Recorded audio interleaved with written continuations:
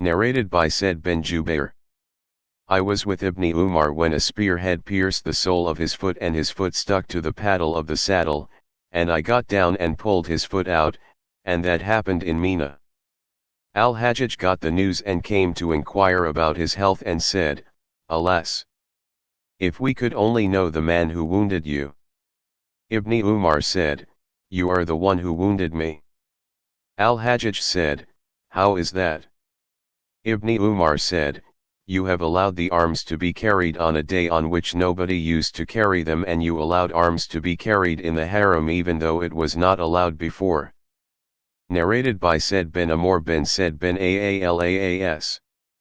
Al-Hajjaj went to Ibn Umar while I was present there. Al-Hajjaj asked Ibn Umar, How are you? Ibn Umar replied, I am all right. Al-Hajjaj asked, Who wounded you? Ibn Umar replied, The person who allowed arms to be carried on the day on which it was forbidden to carry them. He meant Al-Hajjaj. Narrated by Al-Bara. The Prophet peace be upon him delivered the khutbah on the day of Nahr, Eid al-Adha, and said, The first thing we should do on this day of ours is to pray and then return and slaughter our sacrifices. So anyone who does so, he acted according to our sunnah, and whoever slaughtered before the prayer, then it was just meat that he offered to his family and would not be considered as a sacrifice in any way. My uncle Abu Burda bin Nayyar got up and said, O Allah's Messenger peace be upon him. I slaughtered the sacrifice before the prayer, but I have a young she-goat which is better than an older sheep. The Prophet peace be upon him said, Slaughter it in lieu of the first, and such a goat will not be considered as a sacrifice for anybody else after you. Narrated by Ibn Abbas.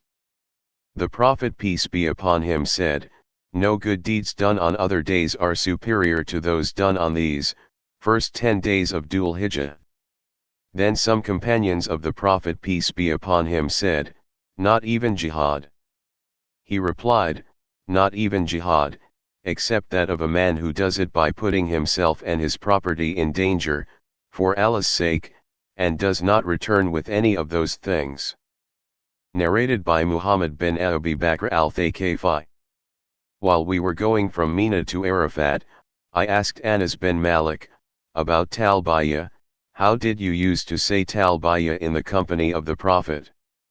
Anas said, People used to say Talbiyah and their saying was not objected to, and they used to say Takbir and that was not objected to either.